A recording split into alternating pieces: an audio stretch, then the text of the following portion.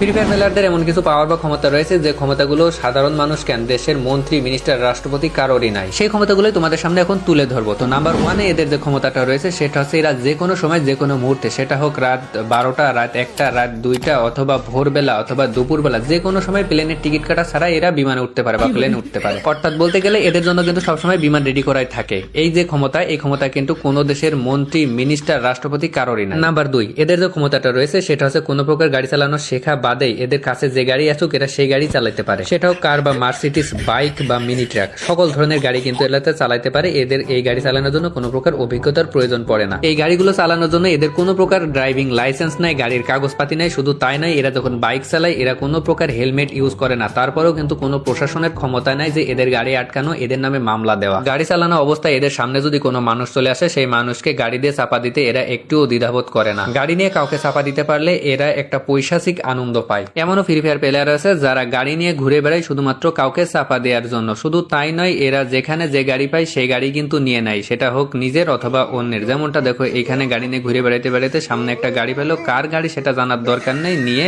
ভাগলো। এখানে যে ড্রাইভার গুলো আছে সবগুলো ড্রাইভারই কিন্তু একরকম, মেন রোড বাদ দিয়ে সাইড রোড দিয়ে যেখান সেখান দিয়ে গাড়ি চালায়। এরা কখনোই মেন রোডে গাড়ি চালায় না, কারণ এরা খুব সাহসী। তাছাড়া প্রশাসনের কোনো ভয় পায় না, গাড়ির কোনো ক্ষয়ক্ষতির ভয় পায় না। এরা যেদিক সেদিক দিয়ে গাড়ি চালায়, যেখানে সেখানে গাড়ি দিয়ে মেরে দেয়, তারপরেও এদের ভিতরে কোনো ভয় নাই। নাম্বার 3, এদের যে ক্ষমতাটা রয়েছে সেটা হচ্ছে এরা প্রকাশ্যে ঘাড়ে অথবা হাতে অস্ত্র নিয়ে ঘোরে, আবার সেই অস্ত্র দিয়ে সামনে যাকে পায় তাকেই কিন্তু মারে। যেমন দেখো, নিচে একটা সাধারণ মানুষ রয়েছে আর এই ব্যক্তিটা উপর থেকে কিভাবে ওই সাধারণ মানুষটাকে মেরে দিল। এদের ভিতরে কোনো মায়া মমতা বলতে কিছুই নেই। এত কিছু করার পরেও যে সরকার এদের বিরুদ্ধে কোনো ব্যবস্থা নেবে, কিন্তু তা করে না। সরকারও এদের দেখে ভয় পায়। আর প্রশাসনের কথা কি বলবো, প্রশাসন এই চোখ বুঝে থাকে সবকিছু দেখার পরেও। সাধারণ যেসব মানুষ আছে তারা কিন্তু মারামারি দেখলে ভয় পায়, কিন্তু ফ্রি ফায়ার প্লেয়াররা কখনোই মারামারি দেখে ভয় পায় না। এরা আরো তাকে থাকে যে কোথায় মারামারি হচ্ছে। যদি মারামারি দেখে তাইলে এরা তার ভিতরে চলে যায়, যাওয়ার পরে ওই যে মারামারি করছে তাদেরকে ধরে মারে। যেমনটা দেখো, উপরে কিছু ব্যক্তি মারামারি করছিল, এই বেচারা বুঝতে পেরে গাড়ি নিয়ে যাচ্ছিল, গাড়ি থেকে নেমে পড়েছে। নামার পরে এর ঘাট থেকে বন্দুকটা হাতে নেয়, নেওয়ার পরে ওই যে মারামারি করতেছে তাদের ধরে মারা শুরু করে।